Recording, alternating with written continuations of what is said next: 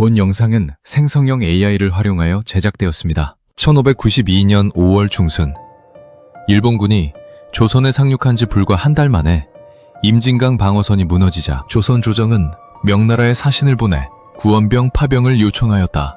하지만 명나라 조정에서는 문약한 조선을 포기하자는 주장이 우세했다. 이때 병부상서 석성이 유일하게 구원병 파병에 찬성하며 다음과 같이 주장했다. 일본이 조선을 차지하게 되면 우리 명나라와 국경을 맞대게 되며 이후 군사력이 강한 일본이 요동과 산둥반도를 침공해 점령할 경우 수도 베이징이 위태로워질 것이옵니다. 명나라 황제의 만력제는 석성의 의견에 찬성하고 조선에 구원병을 파병하기로 하였다. 이후 명나라는 조선 구원병 파견과 관련한 세부 사항을 조율하기 위해 설번을 직사로 임명하여 조선에 보냈다. 설번은 조선 조정에게 10월 중으로 문무 대신 2명이 지휘하는 구원군 10만을 조선에 파견하기로 결정하였다고 통지하고 황제가 군자금으로 보내는 은자 20만 냥을 전달하였다. 아울러 설번은 군량 수송이 번거롭기 때문에 은자를 가지고 와서 조선에서 곡식을 구매하여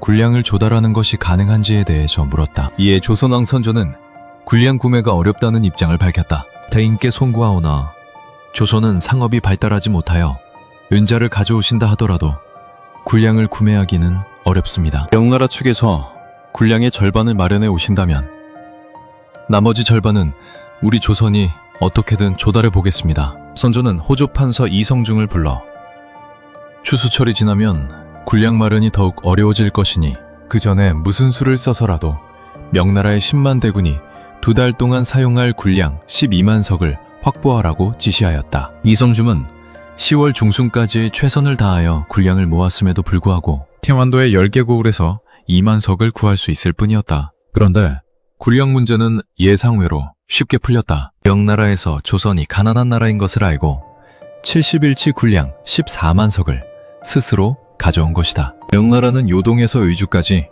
우마차와 노새를 이용해 14만 석의 곡식을 운송하였다. 1592년 선조 25년 12월 23일 이여송이 이끄는 4만 3천 명의 명나라 군이 압록강을 건너 조선에 들어왔고 명나라가 지원한 약 14만 석의 군량도 의주 지역에 야적되기 시작하였다. 조선 측은 지충 추부사 김응남을 관량관으로 호조 참판 민여경과 의주 목사 황진을 보좌관으로 임명하여 의주에서 군량을 인수하도록 하였다. 당시 군량의 운송 방식은 다음과 같았다. 명나라 각지에서 모은 군량을 의주까지 운송하는 것은 명나라가 책임지고 의주에서부터 조선 내에 여러 명나라군 주둔지까지는 조선 측이 운송하는 것으로 협정을 맺었다. 하지만 명나라군이 조선에 들어온 지 일주일도 채 지나지 않아서 군량의 수송과 배급에 문제가 발생하기 시작했다. 이에 명나라 제도 이여송은 대노하였다. 군량과 마초가 제대로 배급되지 않아서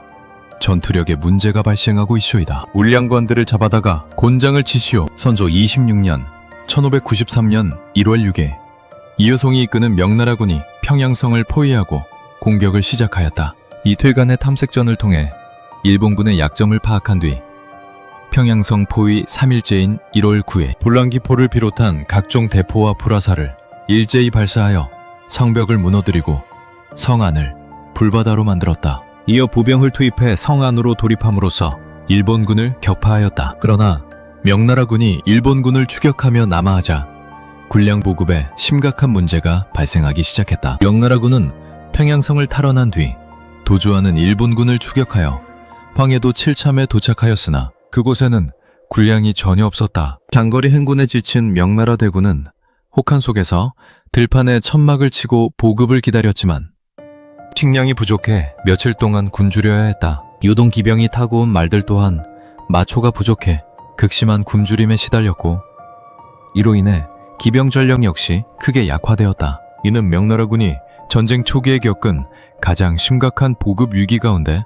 하나였다. 군량 운송이 지체되었던 가장 큰 원인은 조선의 원시적인 운송체계 때문이었다. 조선은 도로망과 수레가 발달하지 않아서 군량과 마초를 조선 백성들이 등짐으로 실어 나르고 있었다. 이 때문에 운송이 너무 느렸고 겨울 혹한에 무거운 등짐을 진 백성들이 도중에 죽거나 도망치는 일이 비일비재하여 군량 운송이 사실상 불가능해졌다. 1593년 1월 27일 명나라군 선봉대가 개성에 입성하였지만 군량 부족으로 인한 피해가 막심하였다. 굶주리고 병들어서 행렬에서 낙오된 명나라 군사들이 혹한의 길가에 주저앉아 있었고 개성으로 향하는 길가에는 굶어 죽은 명나라군 시체들이 질비했다. 이후 명군은 벽제관 전투에서 일본군에게 크게 패하였고 설상상으로 명나라 군마 12,000여 필이 마초 부족으로 인한 굶주림과 역질로 패사하였다. 명나라 제독 이여송은